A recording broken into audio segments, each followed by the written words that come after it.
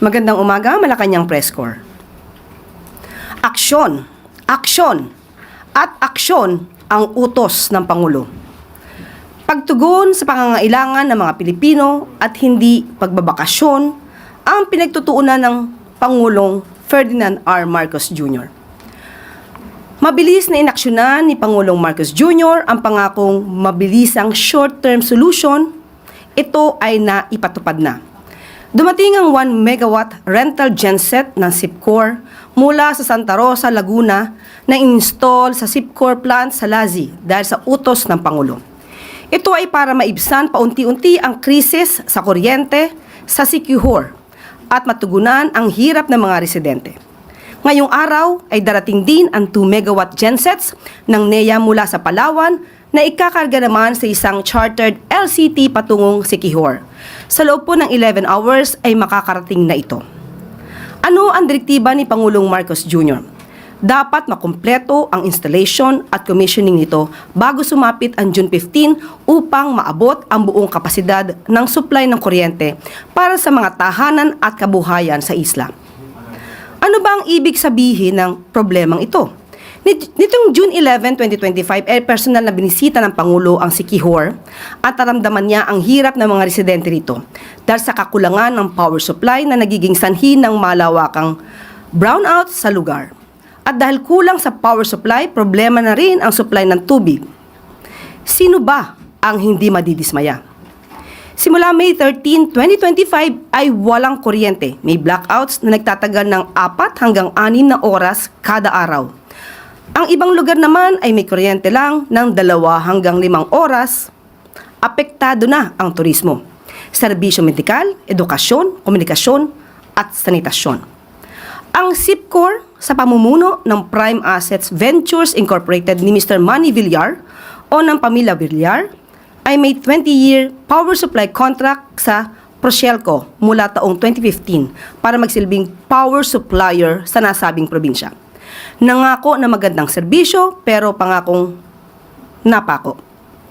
Maraming isyu ang dapat tugunan ng SIPCOR.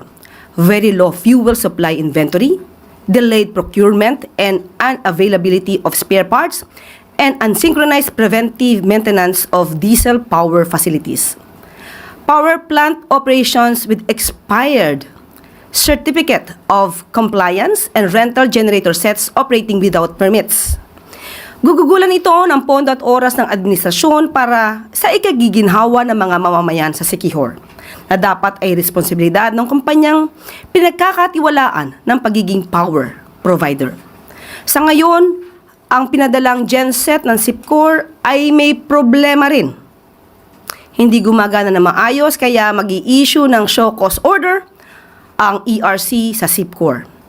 Pati problema sa supply ng tubig sa isla, good news ito, nasolusyonan na ng luwa dahil sa utos ni Pangulong Ferdinand R. Marcos. Ang pangako ng Pangulo, pananagutin ang mga responsable sa krisis na ito.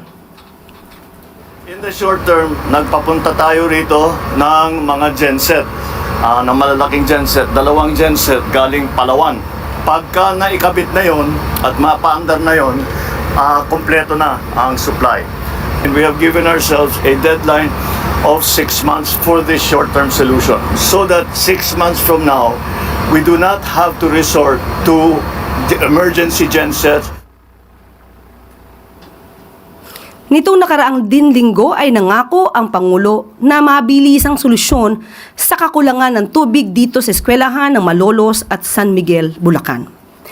Pinakilos agad ni Pangulong Marcos Jr. ang luwa na mabilis namang tumugon sa direktiba ng Presidente. Makakasama natin si Atty. Jose Moises Salonga, Presidente ng luwa upang ibigay ang detalye patungkol sa pakikipag-usap sa prime water ng mga Villar at Pamana Water ni Lucio Co. Magandang umaga, Atty. Salonga. Magandang umaga po, Yuse Claire. Over the past week, matindi pa sa tawag sa 8888 ang nakuha namin kasi mismong presidente ang nag-advocate sa mga consumers. So we had no choice but to act forthwith. I'm here to give an update regarding the schools in Malolos. Dalawa po yung schools na yon, yung Santissima Trinidad saka Barihan Elementary School. Apparently, meron pong DPWH contractor na tumama sa isang linya ng tubig doon, late May. So, ang nangyari, bumaba yung pressure ng less than 51%, and that caused the issue na walang tubig doon, na mahina ang tubig. Ang ginawa po namin, nagpadala na po kami ng mga tao doon at kinumpuni, inayos, at today, ang promise kasi is by Monday, and today we're happy to report na may tubig na po doon sa dalawang schools na yon. Operational na po. Pangalawa, doon sa San Miguel naman po, Tibagan Elementary School. By the way, yung sa Malolos po kasi nahirapan ng konti kasi may complication yun. Naka-joint venture po yun sa Prime. So ngayon, kami na yung gumawa with the Water District. Meron na pong tubig ngayon.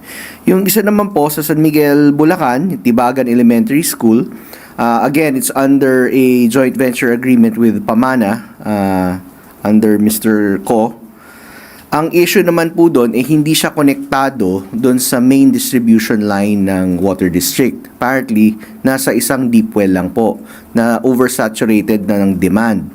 Ang nangyari po ngayon, right now, kinukumpuni at para malagay na mismo sa distribution line ng Water District to ensure that there's enough pressure for water to flow effectively para naman sa tamang sanitation sa needs ng mga estudyante. Okay. Meron po pang isa po, mag-update rin po ako regarding Siquijor.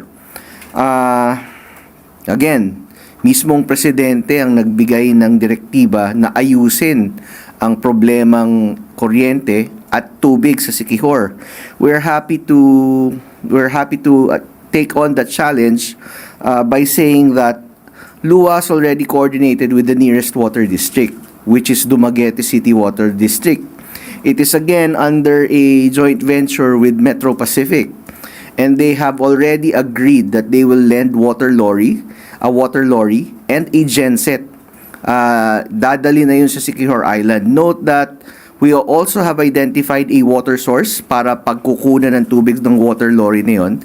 And the genset na ipapadala doon is only for water operations. So iba pa to doon sa pinadala ng NEA and iba pang relief gensets doon. This genset is just for water operations. Also, last week, we have approved a financial package for the upgrading of the Siquijor Water District. So with that, the long-term solutions would be met as well as short-term needs of the water district. Thank you, ma'am. Questions for Attorney Jose Salonga, please. Christian Yosores, Radyo 630.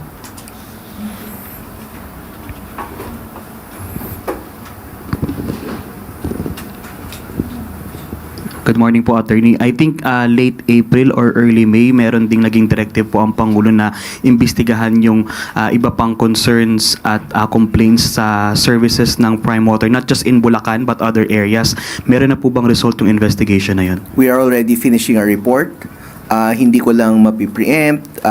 Bibigay po namin sa Presidente yun. And after his appreciation of the facts, then we'll be able to share the contents of such report. Maricar Sargan, Brigada. Good morning, Attorney. Update lang, sir. Maliban po dito sa Malolos and sa San Miguel, Bulacan, kung meron din po kayong mga info, kung may iba pang mga paaralan na may same na problem sa tubig. Actually, lahat po, 532 water districts, pinadala namin ng memorandum circular with an attached form to report all issues regarding water supply sa kanilang water districts. This covers both private and public schools. We are now processing all of those reports and we can hand it to you or share that to you once we've finished, hopefully by Monday or Tuesday. Ito pong memorandum circular, sir, right after lang nung nag-utos si Pangulong Marcos. Immediately after. Yes, immediately after. Thank you po. Thank you, Maricar. Next question, Eden Santos, Net 25.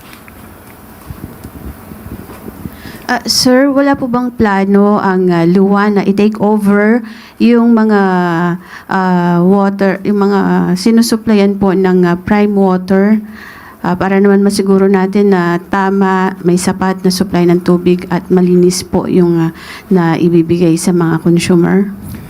It is one of the things that we may look at, but it's not really ang solution doon is to provide water immediately.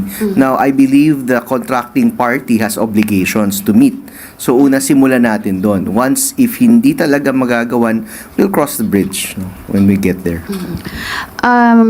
Matagal na po itong mga joint ventures na ito ano po ng Prime Water. Bakit po humaba pa ng tumagal pa ng ganito sa ilalim ng Marcos administration? Ngayon lang ba talaga lumutang itong mga problemang ito? Kasi dati po marami na rin kami naririnig na Yes. issue about sa service at saka po sa supply ng tubig ng Prime Water. Mabuti na ngayon na naaksyonan. No? Kasi actually marami na talagang issues to even before pa the Marcos administration came. In fact, lumobo nga to before pa eh. So right now, napapansin na. So I think that's something that we have to be happy with, that right now, we are actually taking care of the consumers who are affected by this problem. Opo, 3 years na po sa pwesto ang Pangulo. Ngayon lang po ba ninyo napansin itong mga problemang ito? Kung matagal na po pala. Actually, ma'am, kung 3 years na po ang Pangulo, 1 year pa lang ako. Ngayon ko na inaaksyonan. So maybe we should be asking other previous administrations. But I think to be fair with them, they have addressed the situations also. Ngayon lang yata lumala. Thank you po. Ivan Marino. Sir, I understand you said you're coming up with the report, and then after the President appreciates the facts of the report, i-share nyo sa akin. But what is the expected outcome of such a report in terms of improving the service of the areas covered by Prime Water? Okay, what we plan to do is to come up with short-term solutions as well as a systemic long-term solution regarding this matter. No, it was unprecedented. By PD 198 did not contemplate joint ventures with water districts. So that's something that we have to face right now. No, it's part of development and evolution of our economics. So after we present, we will address it in 2 ways. Short-term solutions and a long-term systemic solution regarding this matter. Kasi utilities to hindi talaga nasusolve ng mabilisan. And what are we looking at? Is there a possibility that the contracts entered into by Prime Water will be rescinded in favor of government so that we can probably improve the service? Kasi yun naman ho ang bottom line natin dito, hindi ba? Bottom line, pero titingnan muna natin all legal solutions kasi the solutions here is both commercial and legal. So again, once after the President appreciates the facts of the matter, then I can elaborate and elucidate. Thank you, Ivan. Next question, Pia Gutierrez, ABS-CBN. Sir, yung sa Siquijor, ang nabalitaan lang kasi namin may problema sila sa kuryente, pero meron din pala silang problema sa tubig. Could you give us yung situation po ng water problem nila doon at gaano ito kalala? Well, a lot of people don't know that most of the time, yung water situation natin is dependent on the power situation. Water pumps are run by electricity. And I believe one thing here is sadly, it's a Villar affiliated firm also. So Sipcor Power is I think under the umbrella of Prime Resources or parang ganun na nangyari. So once usually nawawalan ng kuryente, there may be a lack of capacity to pump water in the distribution network. That's why one of our solutions is to ask for a genset to be provided there dedicated for water operations. Kaya kahit mawalan ng kuryente doon, ma-assure mo naman yung mga tao, may tubig naman kayo. Pero beyond this short-term solution, sir, may nakikita tayo na a more permanent fix to the problem. LUA, I have approved a financial package for the water district to improve their network. So hopefully that addresses their issue for the long term. Thank you, Pia. Next question, Tristan Nodalo, Newswatch Plus. Hi sir, good morning po. Morning. Sir, just a follow-up. Sabi niyo po yung review ng mga contracts ng Prime Water, lalo na sa Bulacan, ay yung pinaimbestigahan ng Pangulo po ay ongoing at tinitignan po natin lahat. But na based sa inyong pag-investigasyon and pag-monitor, nagkaroon po ba ng changes or improvement man lang doon sa situation din na nararanasan ng mga kababayan natin? Because as I recall or remember yung sinabi ni Yusek Castro last time, umiiyak na nga po yung mga kababayan natin dahil sa problema sa prime water sa Bulacan, Cavite, Laguna, Bohol, and Pangasinan. Nag-improve po ba yung simula ng mag-order? Thank you, no. Nagbigay ng catch-up plan ng Prime Water. Ngayon, pinag-aaralan namin yung feasibility ng catch-up plan nila. Kasi, 'di ba? I mean, sabay-sabay ito. So we're taking a look at can they really do this? And then we are trying to match it with is it feasible or meron bang mas mabilis na makakagawa nito? So that's what we're looking at right now. Pero sir, yung water supply sa mga lugar na yun, Meron naman daw konting improvement, no? Konting marginal improvement, but yet we have to verify those things, no? Even yung complaints na bine-verify namin yan, we don't do that haphazardly. how soon are you going to meet with the President, sir, to present yung We will be investigation? asking for a schedule with the President, and once it's done, I will report. Okay. Any more questions? Christian Isores.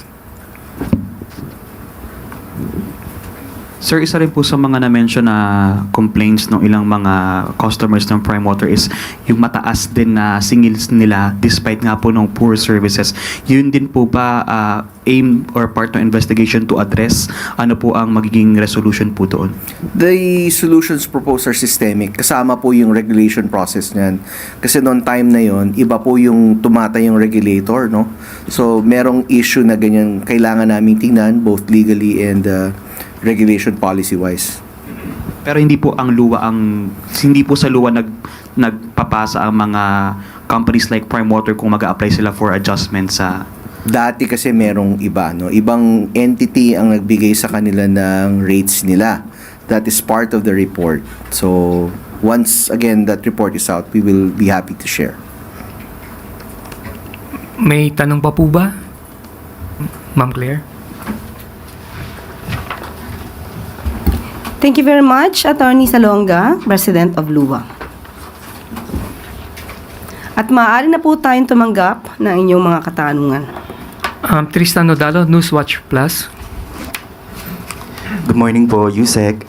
Yusek, kagabi po nailabas yung request ng defense team, the former President Rodrigo Duterte, asking the ICC to grant him interim release on the grounds of he is not a flight risk, won't commit further crimes, and that a member state is ready to receive him kung pagbibigyan po ng ICC.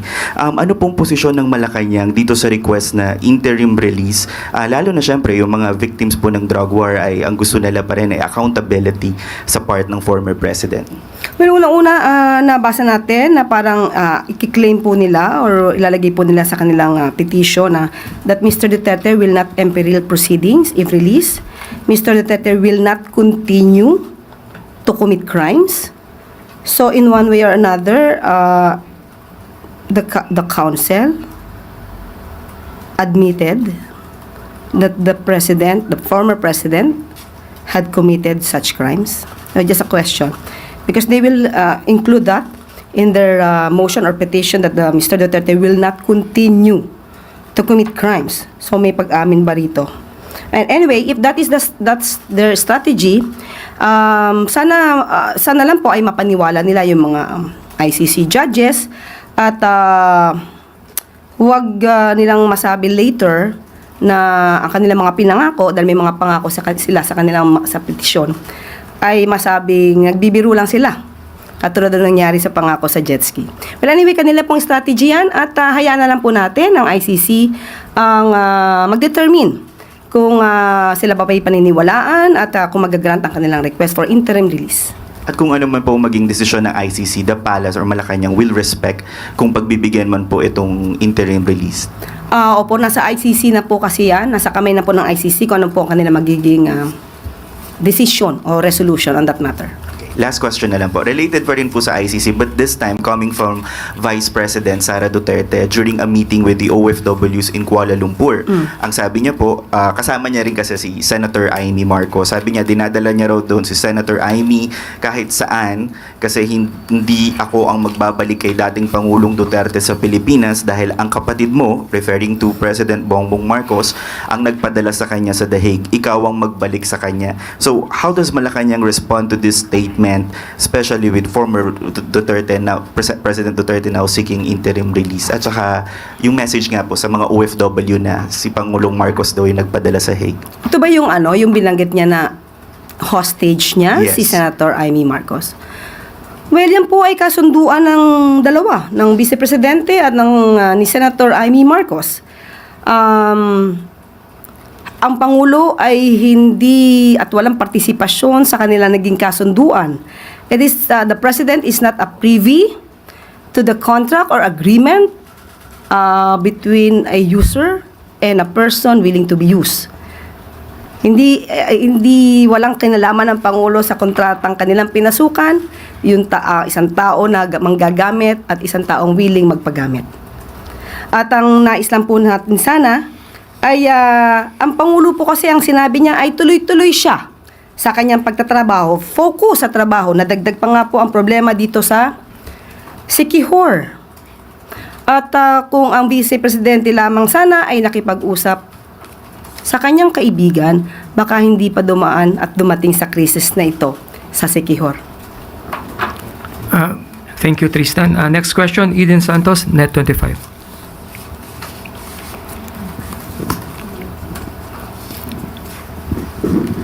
Good morning po, Yusek. May we know po kung meron na pong bagong set or tranche ng mga nag-courtesy resignation po na tinanggap na ng Pangulo or tinanggihan? Wala pa po tayong update sa ngayon.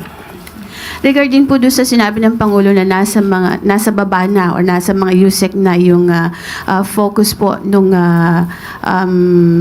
pagtingin doon sa mga performance ng mga nasa position po na yon, meron na po bang mga USEC at saka mga nasa government agencies na nag-submit na ng courtesy resignation din po at meron na bang tinanggap ang Pangulo or meron tinanggihan? Wala pa pong natatanggap na memo na kailangan mag-submit ng courtesy resignation ang mga USEC. Pero tuloy-tuloy pa rin po ang pag-i-evaluate sa kanilang performance. Thank you po. Maraming salamat, Eden Santos. Next question, Ivy Reyes, Bilyonaryo. Morning po, Yusek. Yesterday po, Independence Day, sinabi po ng Kabataan Party List na, and I quote, si Marcos ang pumatay sa wage hike bill dahil ayaw galitin ng Rich Boys Club at kung tutuusin, kung gusto ng presidente taasan ng sahod, isang utos lang na Malacanang mangyayari ito. Ano pong masasabi ng palasyo po? Diktador ba ang Pangulong Marcos Jr.? Hindi naman po.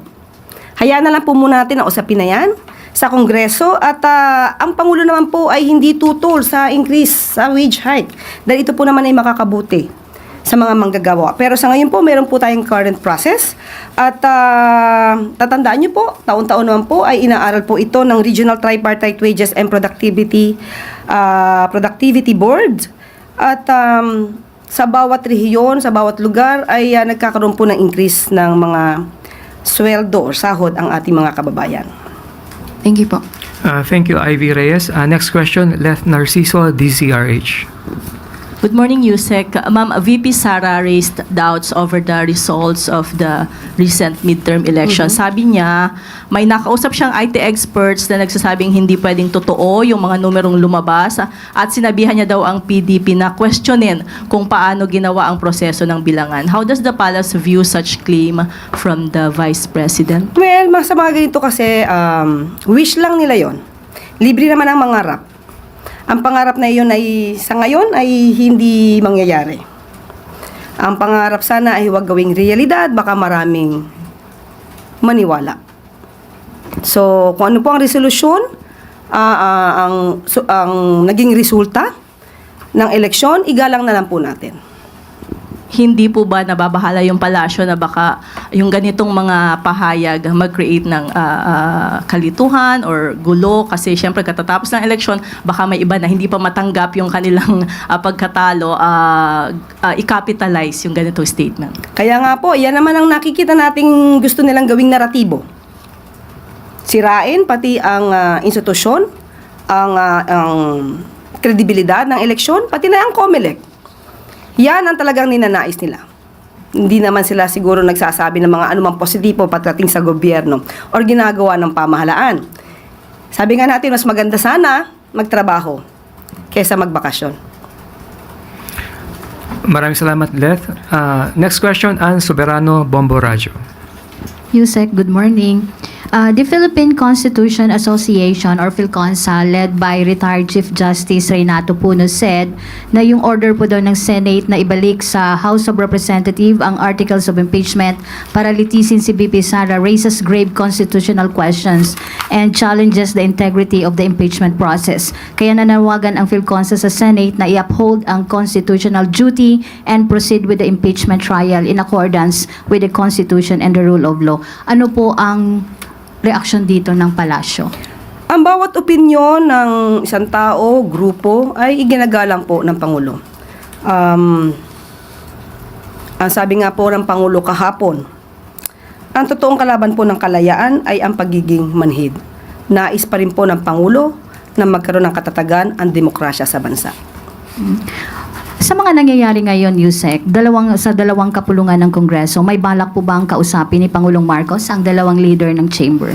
Actually, ang dalawa pong leader ng kapulungan, si Senator SP Cheese Escudero at si House Speaker Romualdez ay umaten po ng venue kahapon. At naniniwala naman po at may tiwala ang Pangulo na ang anumang mga di pagkakasundo sa mga issues ay mariresolba ng dalawang kapulungan. Ngunit ang Pangulo po ay open sa anumang dialogo para po maisulong ang kooperasyon at ang katatagan po ng demokrasya sa bansa. Salamat, Yusek. Maraming salamat, Ann Soberano. Follow-up question, Maricel Halili, TV5. Yusek, magandang umaga po. Meron lang concerns coming from some members of the House of Representatives, particularly Representative Chua. And although nag-convene na yung impeachment court, merong ilang mga senator judges na lantaran na nagpapakita ng suporta sa defendant na si Vice President Sara Duterte, particularly Senators Amy Marcos and Robin Hood Padilla. What do you think of this? My opinion? Yes, ma'am. Sa batas naman po, sinasabi na kapag ka po kayo ay tumayong senator judges, dapat meron kayong neutrality. Dapat hindi bias. Sa ngayon po, harap-harapang ipinapakita ang biases. Sana po igalang nila ang taong bayan at magpakita naman ng konting kahihiyan dahil ang sinisilbihan nila ay ang taong bayan, hindi para sa iisang tao lamang. Maraming salamat, Maricel. Follow-up question, Tuesday New, DZBB.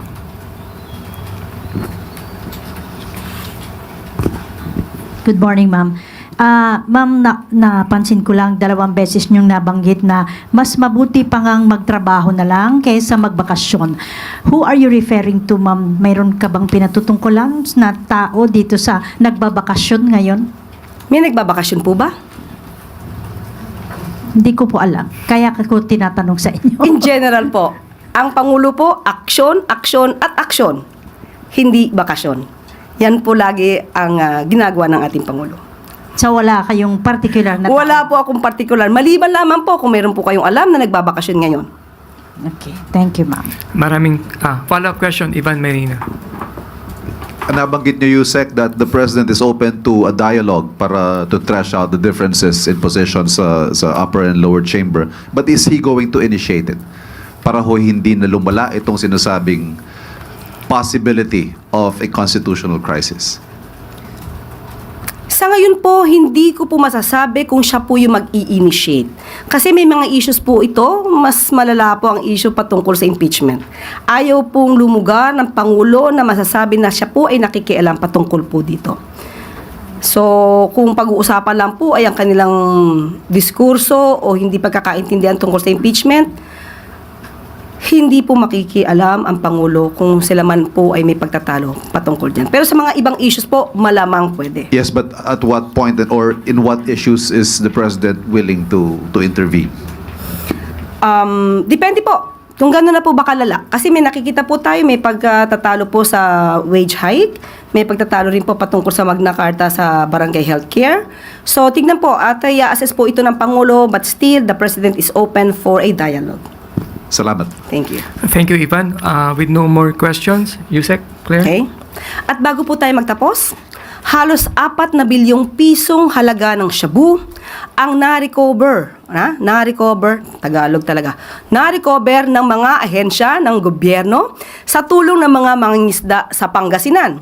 Isinurrender ng 29 fishermen sa PIDEA, Philippine Coast Guard, PNP, Philippine Navy at NBI ang 588 vacuum-sealed plastic packs na naglalaman ng illegal na droga na may tinatayang street value na 3.9 billion pesos.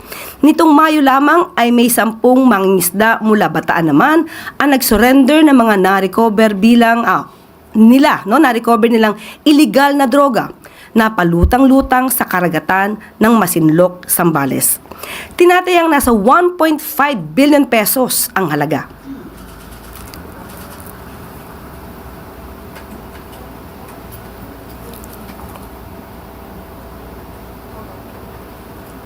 Hinirang ng mga bayani ang mga nasasabing mangingisda dahil sa agarang pag-alerto ng mga ito sa mga otoridad. Isa itong halimbawa ng mahusay na kooperasyon sa pagitan ng mga ordinaryong mamamayan at mga ahensya ng gobyerno. Nananawagan po tayo sa pamahalaan, ang pamahalaan sa buong taong bayan.